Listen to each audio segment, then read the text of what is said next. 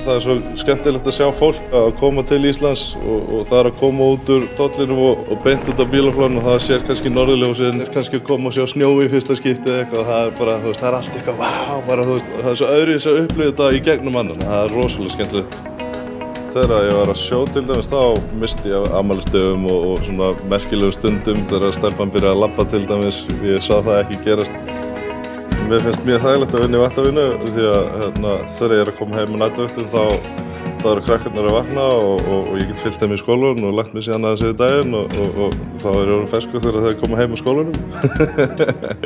Stundum það sem ég elska að gera svona utan vinnu, það er að lyfta lóðum.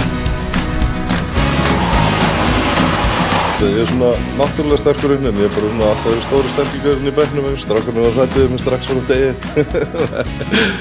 Virka vel í vinnunni líka. Ég get alveg fullt að gera í einu.